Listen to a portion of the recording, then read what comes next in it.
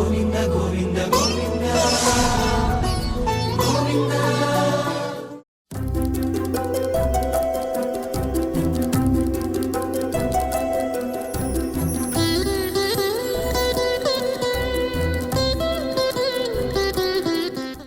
నమో వెంకటేశాయ.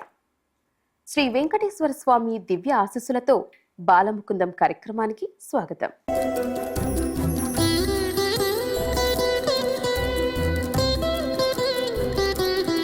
చిన్నారుల మనసులో ఆధ్యాత్మిక భావాలు పెంపొందించాలని, మన సంస్కృతి సాంప్రదాయాలను, వాటి గొప్పతనాన్ని తెలపాలనే ముఖ్య ఉద్దేశంతో ఈ కార్యక్రమానికి రూపకల్పన చేయడం జరిగింది. ఇక ముందుగా ఇందులో పాల్గొంటున్న చిన్నారులను, అలాగే ఈ కార్యక్రమానికి సంస్కృత విద్యాపీఠం అధ్యాపకులు శ్రీ తనూజ్ విష్ణువర్ధన్ గారు విశ్లేషకులుగా వ్యవహరించబోతున్నారు. వారికి స్వాగతం పలుకుదాం. నమస్కారం గురుగారు. మొదటి అంశం శ్లోక పఠనం.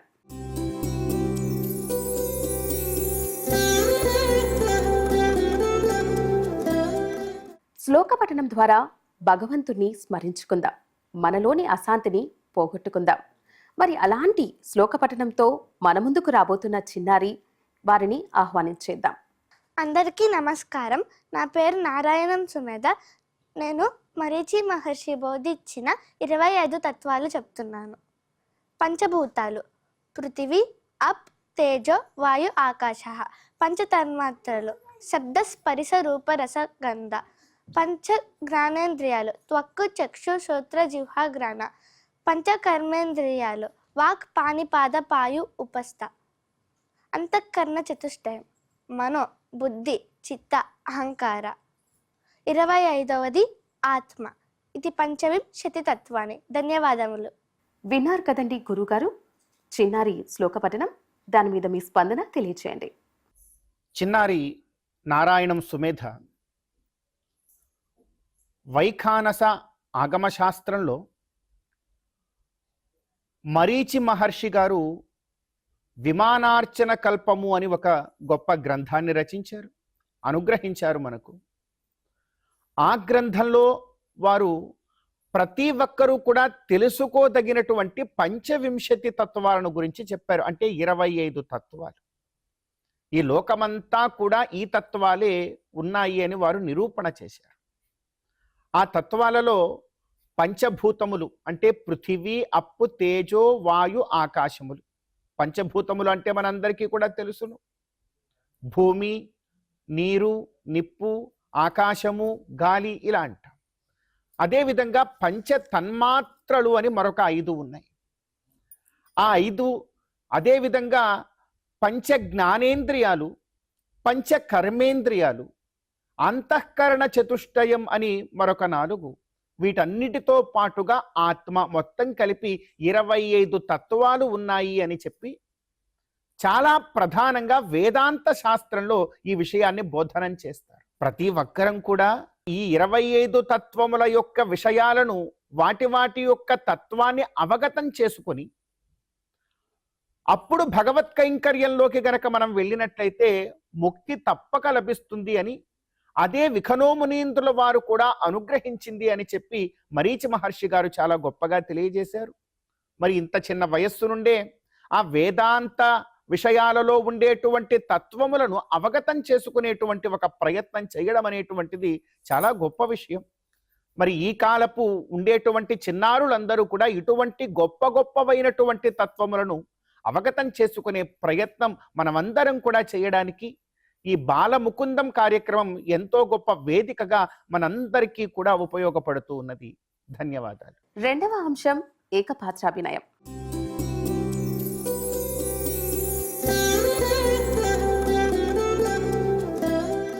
భక్తి భావానికి రూపాన్ని ఇచ్చే కళా వేషధారణలు, పురాణాల్లోని దేవతల రూపాలు, మహానీయుల గాథలు మనకు స్ఫూర్తినిచ్చే జ్యోతి వంటిది.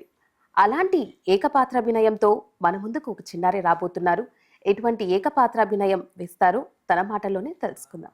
అందరికీ నమస్కారం. నా పేరు పి సాయిసిరి. ఈరోజు నేను సీతాదేవి ఏకపాత్రాభినయం చేయబోతున్నాను. నేను సీతాదేవిని. మా తండ్రి గారు జనక మహారాజు. ఆయన మిథిలానగరపు మహారాజు. అందుకని నన్ను జానకి, మైథిలి అని కూడా పిలుస్తారు. మా తల్లిగారి పేరు సునైనాదేవి. నా జన్మ కూడా వింతే. నేను భూమిలో పుట్టిన పసిపాపను. మా నాన్నగారు పొలం దున్నుతున్నప్పుడు నేను కనిపించాను. అందుకని నన్ను భూమి పుత్రిక అయోనిజ అని కూడా అంటారు. నేను చిన్నప్పుడు పూలతో ఆడుకున్నాను, పక్షులతో మాట్లాడుకున్నాను. మా అశ్వమేధ యజ్ఞశాలలో మా తండ్రి గారు మాకు పెద్ద పెద్ద రహస్యాలు చెప్పేవారు. ఒకరోజు మా తండ్రి గారి చేతిలో శివధనస్సును చూశాను. అది చాలా పరాక్రమవంతమైనది. మా తండ్రి గారు నన్ను చూసి చిరునవ్వుతో, సీత, ఇది మహాపరాక్రమవంతమైన శివధనస్సు. దీన్ని ఎవరు ఎక్కుపెడతారో అతనే నీ వరుడు అని అన్నాడు. ఆ మాటలు నా మనసులో దాగిపోయాయి.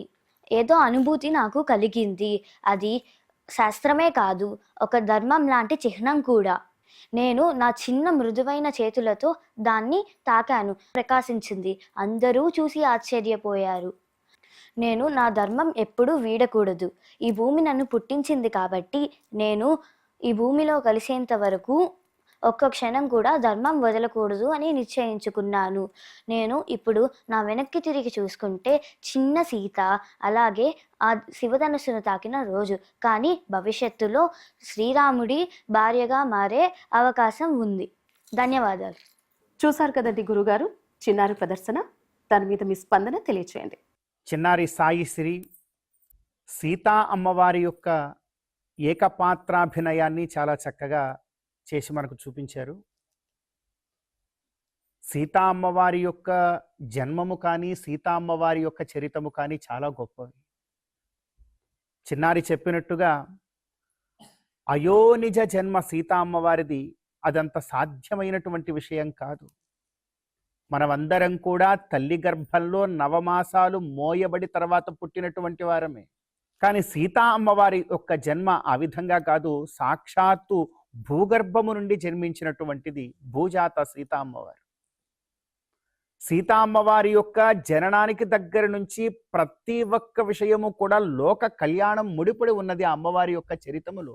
ఆ శివధనస్సుని ఆమె స్పృశించడం దగ్గర నుండి, శివధనస్సును చూసి ఆమె యొక్క హృదయము పులకించేటువంటి విషయము దగ్గర నుండి ప్రతిదీ కూడా లోక కళ్యాణం అంతా కూడా తీసుకుని వెళ్ళి సీతా అమ్మవారి యొక్క జీవితంలో ఉంచారు. ఒక గొప్ప వైశిష్ట్యం మనం లోకంలో గమనిస్తే, ఎక్కడైనా సీతారాముల యొక్క కళ్యాణం జరుగుతూ ఉంటే దాన్ని సీతారాముల కళ్యాణం అంటారు, లేదా సీతా పరిణయోత్సవం అంటారే తప్ప రాముడి కళ్యాణం అని ఎక్కడ అనరు. అదే వెంకటేశ్వర స్వామి వారిని తీసుకోండి, గోవింద కళ్యాణం అంటారు, శ్రీనివాస కళ్యాణం అంటారు, వెంకటేశ్వర స్వామి వారి యొక్క కళ్యాణం అంటారు. ఈ లోకల్లో నానుడి ఉన్నది, కానీ ఎక్కడా కూడా రామ కళ్యాణం అనే నానుడి లేదు. అంటే సీతా కళ్యాణం అన్నా అనాలి, సీతా పరిణయోత్సవం అని అన్నా అనాలి, లేదా సీతామ్మ వారి యొక్క నామాన్ని కలిపి సీతారాముల వారి కళ్యాణం అని అన్నా అనాలి. చూడండి, ఒక వైశిష్ట్యం దాగి ఉన్నది ఆ అమ్మవారి యొక్క కళ్యాణోత్సవం. అదంతా కూడా లోక కళ్యాణము ముడిపడినటువంటి సీతా అమ్మవారి యొక్క జీవితం. మరి అటువంటి సీతా అమ్మవారి యొక్క పాత్రని చాలా చక్కగా చిన్నారి ఏకపాత్రాభినయంతో మనందరికీ కూడా ప్రదర్శించింది. ఆ సీతా అమ్మవారిలో ఉండేటువంటి ఎన్నో గొప్ప గొప్పవైనటువంటి గుణాలను కూడా ఈ చిన్నారి తన యొక్క జీవితంలో పెంపొందించుకొని చక్కనైనటువంటి ధర్మ మార్గంలో ముందుకు వెళ్ళేటువంటి భాగ్యాన్ని ఆ గోవిందుడు ఈ చిన్నారికి సదా ఇవ్వాలి అని మనసారా ఆశిస్తూ ఉన్నాం. మూడవ అంశం కళా వైభవం.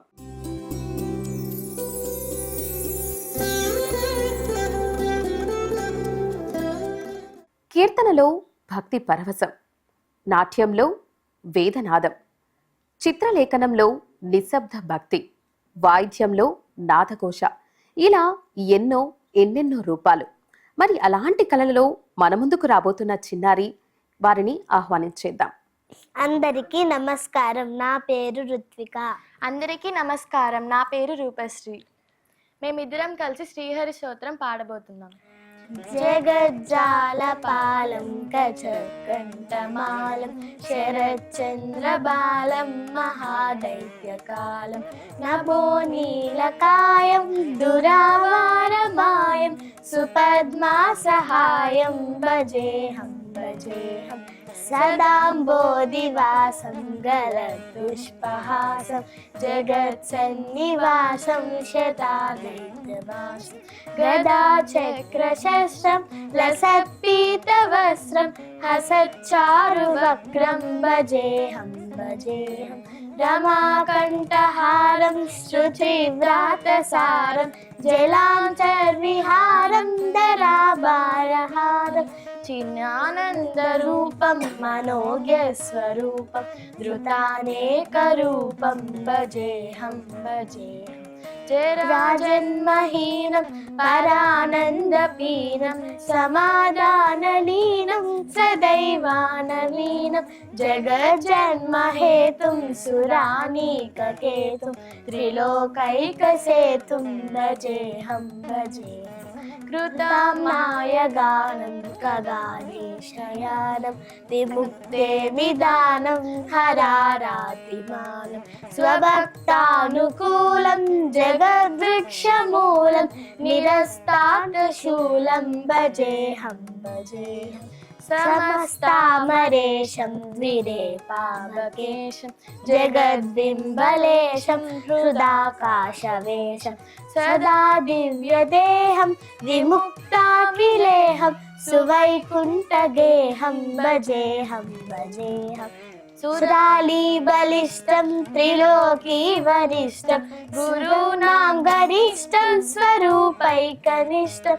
సదాయుధతీరం మహావీరవీరం భవాంబోధితీరం భజేహం భజేహం రమావామభాగం తలానగ్ననాగం కృతాదీనయాగం గతారాగరాగం మునీంద్రై సుగీతం సురై సంపరీతం గుణౌగైరతీతం భజేహం భజేహం. ధన్యవాదాలు. చూశారు కదండి గురుగారు చిన్నారి ప్రదర్శన. దీని మీద మీ స్పందన తెలియచేయండి. చిరంజీవి రూపశ్రీ మరియు ఋత్విక ఇద్దరూ కూడా చాలా చక్కగా గానం చేశారు. వేదంలో ఉండేటువంటి ప్రతి ఒక్క అక్షరము కూడా శ్రీహరే అంటుంది. వేదాక్షరాన్ని యావంతి పఠితాని ద్విజాతిభిః తావంతి హరినామాని కీర్తితాని నశంశయ అంటుంది శాస్త్రం. ఇలా భగవంతుడి యొక్క గానములను, భగవంతుడి యొక్క నామగానాన్ని చేయడం అనేటువంటిది ఈ మానవ జీవితాల్లో అత్యంత ప్రధానమైనటువంటి కార్యం. పూర్వకాలంలో ఎప్పుడో మనం చూడగలిగేటువంటి వారం మన పెద్దవాళ్ళు, ఇంట్లో బామ్మలందరూ కూడా ఎప్పుడు చూసినా కూడా వారి నోట ఏదో ఒక భగవంతుడి యొక్క గానము ఎప్పటికప్పుడు వారు ఏ పని చేస్తూ ఉన్నా పాడుతూనే ఆయా కార్యాలు చేసేవారు. అయితే ప్రస్తుత కాలమాన పరిస్థితుల్లో అటువంటివి వినడమే కానీ చూడలేకపోతూ ఉన్నాం. కానీ ఇలాంటి చిన్నారులను చూసిన తర్వాత మరలా తిరిగి అటువంటి బంగారం వంటి రోజులు మరలా మరలా తిరిగి వస్తాయి. అంత గొప్పదైనటువంటి మన పూర్వ సంప్రదాయాలు మరలా కూడా ఇటువంటి వారి ద్వారా ప్రచారంలోకి వస్తాయి అనేటువంటి ఆశ ఎంతగానో చిగురిస్తూ ఉన్నది. వీరిరువురికి కూడా శ్రీహరి యొక్క పరిపూర్ణమైనటువంటి ఆశీస్సులు ఉండాలి అని మనసారా కోరుకుంటున్నాం. 4వ అంశం సాంప్రదాయ వస్త్రధారణ.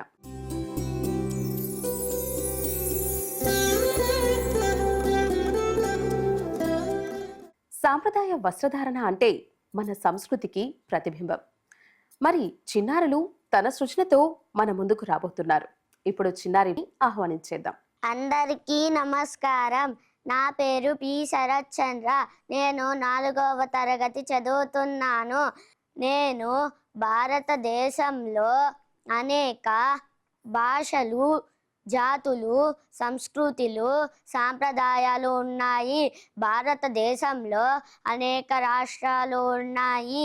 ఒక్కొక్క రాష్ట్రాల్లో ఒక్కొక్క దుస్తులు ధరిస్తారు. నేను ఆంధ్రప్రదేశ్ సాంప్రదాయ వస్త్రధారణ గురించి చెప్పబోతున్నాను. దీనిని పంచా లేదా ధోతి అని అంటారు. దీనిని చొక్కా లేదా అంగవస్త్రం అని అంటారు. దీనిని కండువా లేదా ధోవతి అని అంటారు. వీటిని ఎక్కువగా గుడిలో, పూజల్లో, పెళ్ళిళ్ళలో, గృహ ప్రవేశంలో ధరిస్తారు. నాకు పంచకట్టు, నుదుటిన బొట్టు, నాకు ఈ అవకాశం ఇచ్చినందుకు చాలా ధన్యవాదాలు. చూశారు కదండి గురుగారు చిన్నారి ప్రదర్శన. దీని మీద మీ స్పందన తెలియచేయండి. చిన్నారి శరత్చంద్ర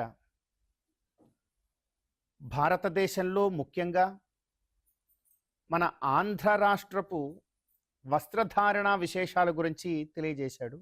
ప్రపంచంలో ఏ ఇతర దేశాలలో కూడా లేనటువంటి ఎన్నో భిన్న భిన్నమైనటువంటి విశేష సంస్కృతులు, భాషలు, ఎన్నో రకాలైనటువంటి వస్త్రధారణ విధానాలన్నీ కూడా మన భారతదేశంలో ఎంతో గొప్పగా కొలువై ఉన్నాయి.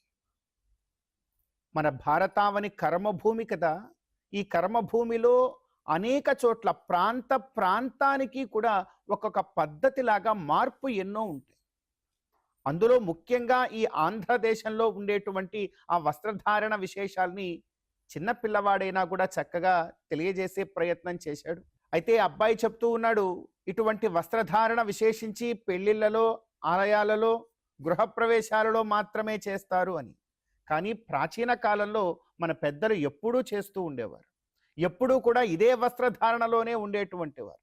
కానీ ప్రస్తుత కాలమాన పరిస్థితుల్లో మనం ఆనందించవలసినటువంటి విషయం ఏమిటంటే, కనీసం ఆలయాలు లేదా ఆలయ దర్శనము లేదా కొన్ని విశేష సందర్భాలలో అయినా చేస్తూ ఉన్నారు అనేటువంటి విషయాన్ని మనం ప్రస్తుతం ఆనందపడాలి. కానీ ఈ చిన్న పిల్లవాడు ఈ వస్త్రధారణ గురించి చెప్పినటువంటి అంశాన్ని గ్రహించి తరువాత తరం వారైనా కూడా ఇది మన నిజమైనటువంటి వస్త్రధారణ విధానమని తెలుసుకునే ప్రయత్నం చేస్తూ, నిజమైనటువంటి మన వస్త్రధారణే ఎంతో గొప్పగా అందంగా ఉంటుంది అనేటువంటి జ్ఞానాన్ని కూడా పొందే ప్రయత్నం తరువాత తరం వారు తప్పగా చేయాలి అని చెప్పి ఆశిస్తూ ఉన్నాం. ముఖ్యంగా ఈ బాల ముకుందం కార్యక్రమం ద్వారా చిన్నపిల్లల యొక్క మనస్సులో ఇటువంటి ఉత్తమమైనటువంటి భావాలు కలిగేటువంటి అవకాశం ఉంటుంది. కనుక ఈ పిల్లవాడికి ఈ విధమైనటువంటి విషయాలన్నీ కూడా నేర్పి పంపినటువంటి వారి పెద్దలందరికీ కూడా ధన్యవాదాలు తెలియజేస్తూ ఉన్నాం. గురుగారు చిన్నారుల గురించి ఒక మంచి మాట తెలియచేయండి. కిం నాగవల్యపి చ పత్రపుష్పైరుపేతః. జీవితంలో ప్రతి ఒక్కరికి కూడా భగవంతుడు ఏదో ఒక ప్రత్యేకతని ఇచ్చి ఉంటాడు. మనలో ఉండేటువంటి ఆ ప్రత్యేకత ఏమిటనేటువంటిది మనం చక్కగా శోధించి తెలుసుకునే ప్రయత్నం చేయాలి. మీరందరూ కూడా చిన్నారులు. గోవిందుడి యొక్క అనుగ్రహంతో బాలముకుందం కార్యక్రమాన్ని వీక్షిస్తూ ఉన్నారు. ఈ కార్యక్రమంలో పాల్గొంటున్నారు కూడా. ఈ కార్యక్రమం ద్వారా మీలో ఉండేటువంటి ఆ ప్రత్యేకమైనటువంటి శక్తి ఏమిటో అది ఈ ప్రపంచానికి తెలియబరిచే ప్రయత్నం, అంతేకాకుండా ఆ ప్రత్యేకత ఏమిటో మీకు మీకే తెలియపరిచే ప్రయత్నం కూడా ఈ బాలముకుందం కార్యక్రమం చేస్తుంది. ఉదాహరణకి కొందరు చాలా గొప్పగా పాట పాడగలుగుతారు, కొందరు ఒక వాద్యాన్ని చక్కగా వాయించగలుగుతారు, మరికొందరు ఏకపాత్రాభినయాన్ని చాలా గొప్పగా చేయగలుగుతారు. నటనా సామర్థ్యం వారికి చాలా గొప్పగా ఉంటుంది. కొందరు ఎటువంటి విషయాన్నైనా కూడా చాలా గొప్పగా కంఠత చేయగలుగుతారు. ఇలా ఒక్కొక్కరిలో ఒక్కొక్క రకమైనటువంటి ప్రావీణ్యం దాగి ఉంటుంది. ఈ ప్రావీణ్యము ప్రతి ఒక్కరిలో ప్రతిదీ ఉండాలి అనుకుంటే కష్టమే. భగవంతుడు ఒక్కొక్కరికి ఒక్కో రకమైనటువంటి ప్రావీణ్యాన్ని ఇస్తాడు.